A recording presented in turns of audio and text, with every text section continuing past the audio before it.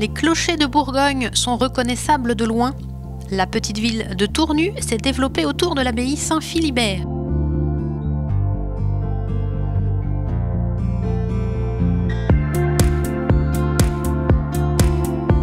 Haut lieu de l'art roman, connu de tous les amateurs, les chapiteaux fragiles sont en valeur à l'entrée du cloître.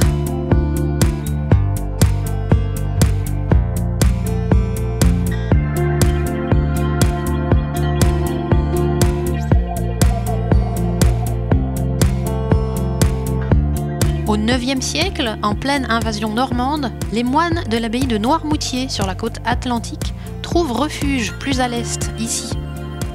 Ils emmènent avec eux les reliques de leur fondateur Philibert, qui sera vénéré ici. De style dit lombard, les bâtiments ont des bandes ocre caractéristiques.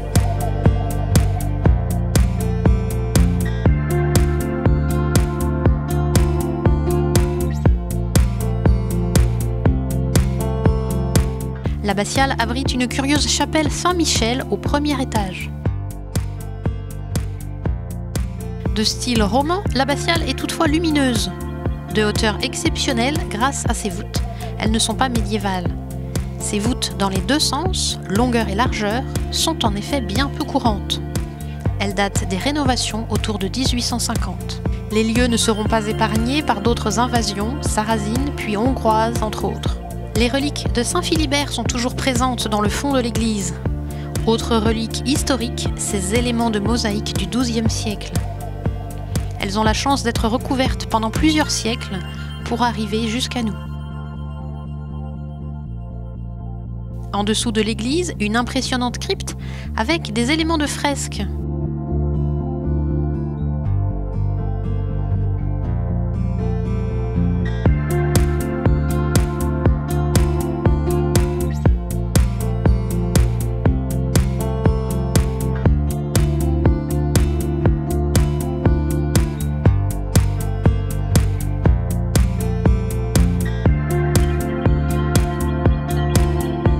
Le village de Tournu, greffé à l'abbaye, présente une intéressante promenade dans les ruelles. La couleur des maisons nous emmène dans une ambiance méridionale. Des maisons sont très anciennes, on voit des encadrements de fenêtres gothiques.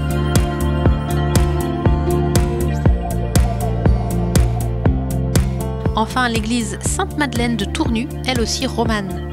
Contemporaine de l'abbaye, c'est sans doute l'église paroissiale.